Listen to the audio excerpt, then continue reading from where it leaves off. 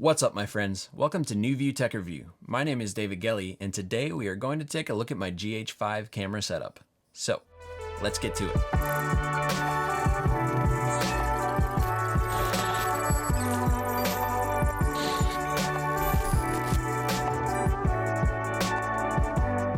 Alright, so originally when I first started this channel, I was using a Sony Cybershot DSC-WX9 that I just had laying around, and pretty quickly realized that I needed to upgrade to something where I could actually manually adjust focal range and other settings. I then bought the Panasonic G7 and used the 14 to 42mm kit lens that came with it, but it still wasn't quite the quality that I was aiming for.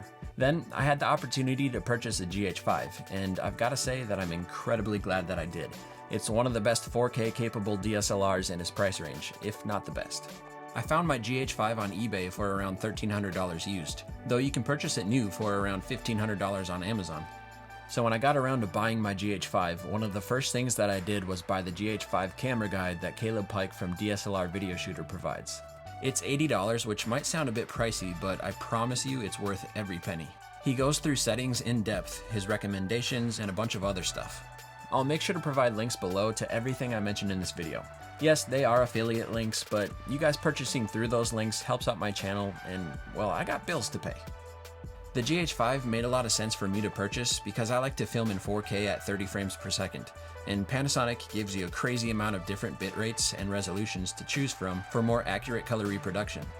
Plus, since I'm a one-man band, I use the large 4K resolution to be able to zoom and crop for cut shots during my videos, kinda like this. Whereas zooming in on 1080p footage would just look a little blurry, kinda like this. All this allows for much more flexibility in post. Another feature that the GH5 as well as the G7 offers is wireless monitoring. This allows me to wirelessly connect my iPad to the camera so I can monitor myself as well as control settings, so I don't have to keep getting up and going to the camera to make manual adjustments. Now, I'm not a huge fan of Panasonic's lenses, therefore I purchased the Viltrox EF M2 focal reducer and speed booster so I could mount Canon lenses to my GH5.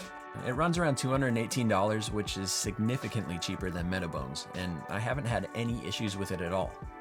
The main lens that I use with this adapter is the Canon EF 24-70 Mark II, and I absolutely love this thing. It's super versatile and it's a beast of a lens, which is why I use it 99% of the time. My secondary lens is the Tokina 11-16 wide-angle lens, which sells for right around $389. I don't use it often since it's few and far between that I actually need wide-angle shots, but nonetheless, it's a fantastic lens that I would highly recommend adding to your glass lineup. I also bought the variable ND filter from SLR Magic. This allows me to get a wide open aperture for a nice shallow depth of field, and since using a large aperture lets in a ton of extra light, the ND filter acts as a pair of sunglasses to keep exposure levels from peaking. You can find it for $169 on Amazon. As for audio, I purchased the Panasonic DMW XLR1. It's pretty expensive, priced at $400, but the beauty of the XLR1 is that it's a genuine Panasonic accessory, which means that it's incredibly easy to use as well as very cohesive. All you have to do is connect it to the hot shoe, plug in an XLR cable and mic, and your audio is now miles upon miles better than using the audio straight from the in-camera microphone. Next, since I'm terrible at ad-libbing, I use the small personal teleprompter from Parrot, which I'm actually using right now.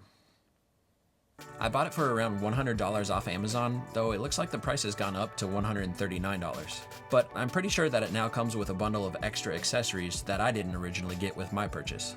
Overall, it's very easy to use and just attaches to your lens with an adapter. Then you just add your phone to the bottom slot and you're off to the races. And last but not least, I used the Zomi Q555 tripod paired with the Manfrotto 502AH tripod head. The Zomi sells for around $66 and the Manfrotto for $156. I've been using these for around 2 years now and I really don't have any complaints. They both work great and I'd highly recommend them, especially the Manfrotto. You can't go wrong with a Manfrotto.